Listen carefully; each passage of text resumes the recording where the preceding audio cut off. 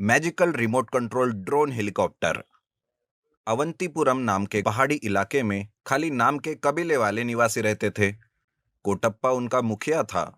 कई हजारों साल पहले जब दूसरे ग्रह के निवासी इस जमीन पर आए, तब उनका ड्रोन हेलीकॉप्टर खराब हो गया। उनमें से कुछ ग्रह के वासी यही रह गए। उन ग्रहवासियों को काली के कबीले वाले दुनिया की नजर से छुपाकर उनकी हिफाजत कर रहे थे। वो लोग पूरा साल सोते थे, बस एक ही दिन नींद से जागते थे। बच्चे ड्रोन हेलीकॉप्टर पर चढ़कर सारा दिन खेलते रहते थे। एक दिन कोटप्पा का बेटा राजप्पा शहर में पढ़ाई खत्म करके उस कबीले को वापस आता है। बाबा, मैं शहर में इंजीनियरिंग पूरी करके वापस आया हूँ। अब मैं यही रहूंगा और मैं आपको किसी बात की कमी नहीं होने दूंगा। शाबाश बेटा, शाबाश। तुम्हारी ये बात सुनकर मुझे बहुत खुशी हो रही है। मेरे बाद तुम ही इस कबीले वालों को सही राह बताना। कोटप्पा की यह बात सुनकर कबीले वाले सब राजप्पा को अपने कंधे पर चढ़ाकर सारा कबीला घुमाते हैं। राजप्पा कुएं से पानी निकालने के लिए विंड मिल बनाता है, बिजली से लाइट जलाता है। यह सब देख कबीले वाले खुश हो जाते हैं। एक दिन राजप्पा कबीले के बीच में बैठा हुआ था कि तभी वहां बच्चे उस ड्रोन हेलीकॉप्टर में चढ़कर खेल रहे थे। यह देख राजप्पा को एक आइडिया आता है। राजप्पा 2 दिन की कड़ी मेहनत से हेलीकॉप्टर को रिपेयर करता है और ड्रोन हेलीकॉप्टर के ऑन होते ही सिग्नल आता है। ग्रहवासी के माथे पर सिक्के के रूप में एक चिन्ह था, जो उस सिग्नल से चमकने लगता है। सब नींद से जागते हैं। ग्रहवासियों का मुखिया जैकी कोटप्पा के पास आता है और कहता है, कोटप्पा, हमारा ड्रोन हेलीकॉप्टर खराब हो गया है। तब से हम यही रहने लगे हैं। अब जाकर तुम्हारे बेटे ने हमारे हेलीकॉप्टर को ठीक किया है। अब यह हेलीकॉप्टर हमें ले जाने के लिए तैयार है। हम हमारे ग्रह को निकलते हैं। हाँ ठीक है, चले जाना। पर तुम लोग इतने सालों से हमारे साथ रहे हो, बस आज एक दिन रहकर हमारी दावत को स्वीकार करो। यह सुनकर जैकी ठीक है कहता है। राजप्पा कोटप्पा को लेकर ड्रोन हेलीकॉप्टर में पूरा आसमान घुमाता है। कटप्पा बहुत खुश था। तभी कोटप्पा के मन में एक लालच पैदा होता है। वो कहता है, राजप्पा, यह तो बहुत ही मजेदार हेलीकॉप्टर है। मैंने कभी सोचा भी नहीं था कि आसमान में उड़ूंगा। क्यों ना हम इसे छुपा ले।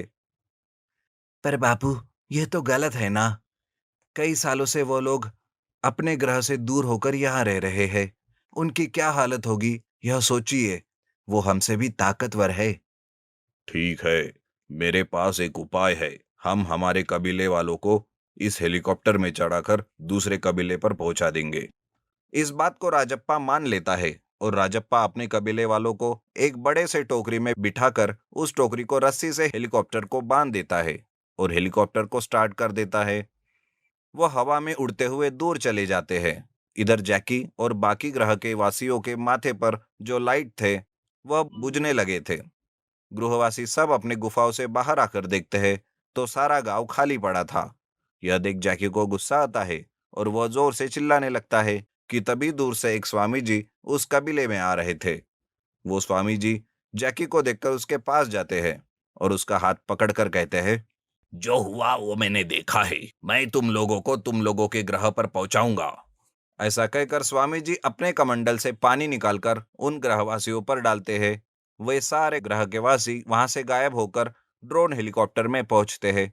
राजप्पा उन्हें देखकर डर जाता है और हेलीकॉप्टर से छलांग मार देता है।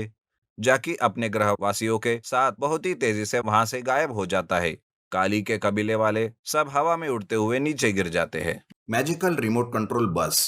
मथुरापुर नाम के गांव में मणि कुमार नाम का एक लड़का एक छोटे से घर में टीवी रिपेयर का शॉप लगाकर अपना जीवन गुजर बसर कर रहा था। उसी गांव में राजेश नाम का एक अमीर लड़का रहता था। आज बहुत सारा उसके पास पैसा था, पर फिर भी उसे पैसों की बहुत चाह रहती थी। उसके पास चंकी मंकी नाम के 2 गुंडे काम किया करते थे। उन्हें देखकर गांव वाले डर के मारे घर में घुस जाते थे। चिंकी मंकी उन गांव वालों की फसल उनसे छीन कर घर ले जाता था। एक दिन राजेश की नजर मणि कुमार के घर पर पड़ती है। चिंकी मंकी को लेकर मणि कुमार के पास जाता है। राजेश कहता है, देखो मणि कुमार, ये मेरा घर है। एक जमाने में मेरे दादाजी ने तुम्हारे दादाजी को यह घर दिया था, पर जायदाद के मुताबिक ये घर मेरे नाम पर उन्होंने लिखा था, चाहो तो तुम कागजात देख लो। ऐसा कहकर वो कुछ कागजात मणि कुमार को बताता है।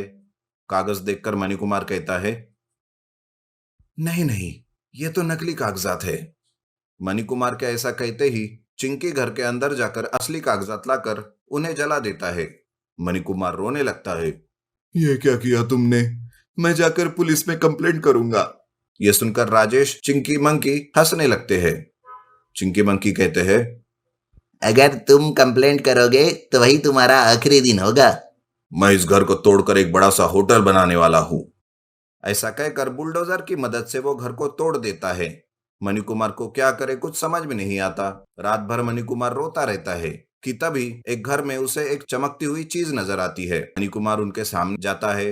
वो एक रिमोट था। उस रिमोट को लेकर वो बटन दबाता है।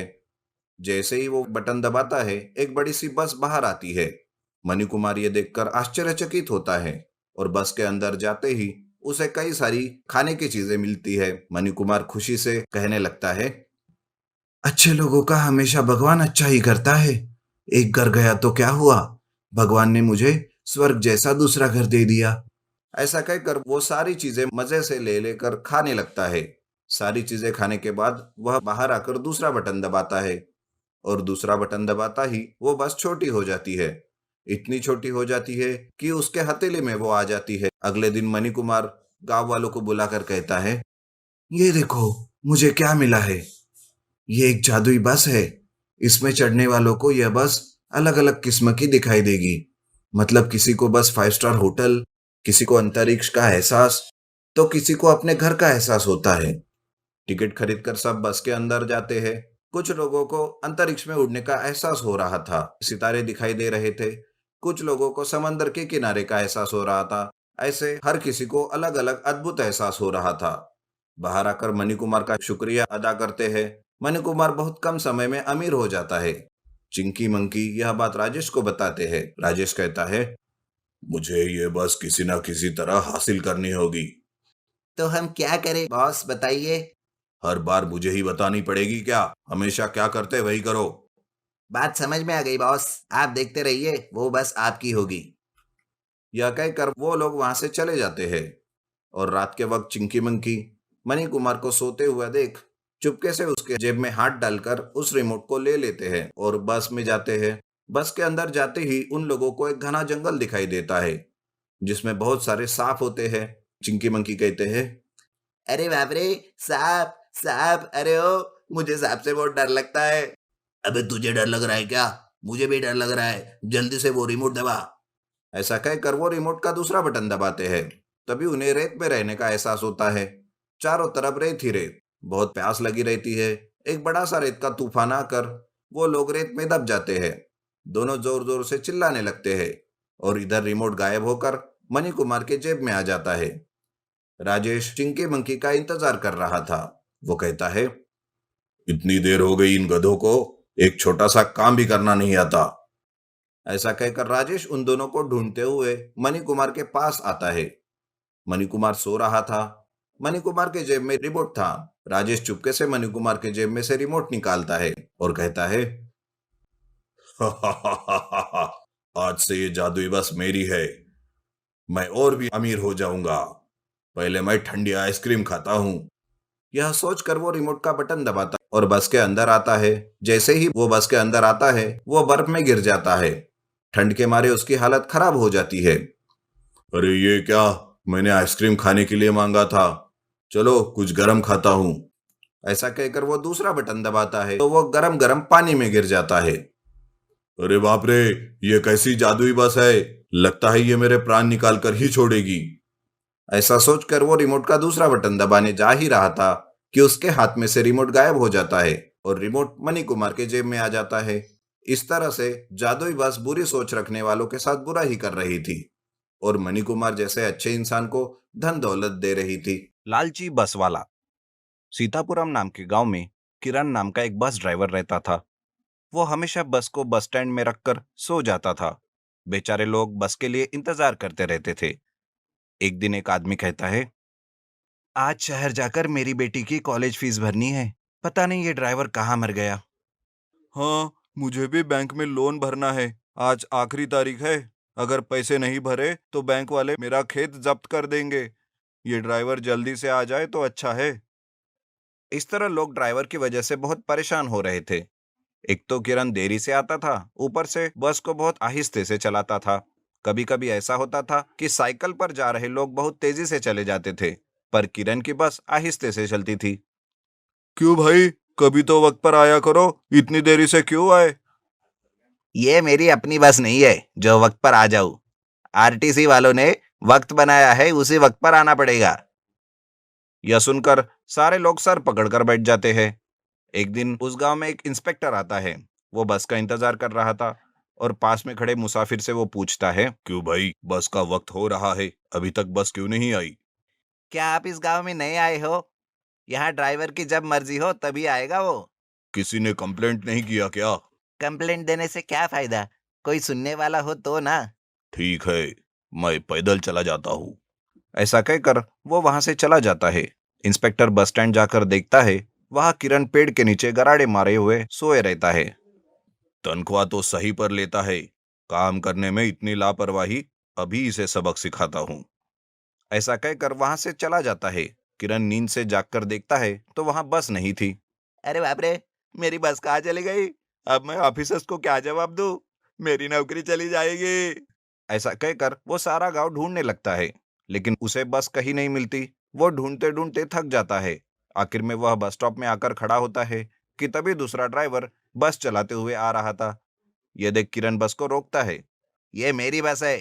तुम कौन हो? चलो पुलिस स्टेशन। तुम कौन हो? मुझे आज ही इसका ड्राइवर नियुक्त किया गया है। पर ऐसे कैसे? मैं इस बस का ड्राइवर हूँ। अगर तुम्हें कुछ कहना है तो जाकर ऑफिसर से बात करो। ऐसा कहकर वो बस लेकर वहां से चला जाता है। किरण ऑफिसर के पास जाता है। वह इंस्पेक्टर को देखकर किरण कहता है, सर, मुझे नौकरी से कैसे निकाल सकते हो? मैं बहुत सही वक्त पर बस चलाता हूँ, ये बात आपको भी मालूम है। हाँ, मालूम है कि तुम कितने वक्त के पाबंद हो। तुम्हारी वजह से एक किसान वक्त पर लोन ना भरने के कारण उसकी खेती बैंक वालों ने जब्त कर ली। एक आदमी के सही वक्त पर उसके बेटे की फीस भर नहीं पाया। तुम्हारे वजह से लोग कहीं भी सही वक्त पर नहीं जा पा रहे हैं। सर, ये पुरानी बस है। तेजी से बस को चला लूंगा तो खतरे में पड़ सकती है। इस वजह से मैं धीरे चलाता हूँ। हाँ, तुम दिन के वक्त भी सोते रहते हो, पर इल्जाम बस पर क्यों लगा रहे हो? तुम्हें सोते हुए मैंने खुद देखा है। ऐसा कहकर वो अपने फोन में किरण की सो रही वीडियो किरण को बताता है। किरण कहता है, सर, मैं आपको प्रणाम करता हूँ। अब मैं कभी भी नहीं सोऊंगा। सही वक्त पर बस चलाऊंगा सर। मुझे नौकरी से मत निकालिए। मैं तुम्हें 1 महीने की मोहलत देता हूँ।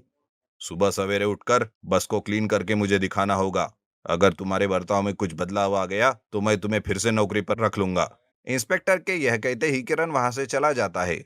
अगले दिन से किरण हर दिन सुबह उठकर बस को क्लीन करता और वक्त पर सारे काम कर लेता। उसमें आए बदलाव को देखकर इंस्पेक्टर फिर से उसे काम पर रख लेता है।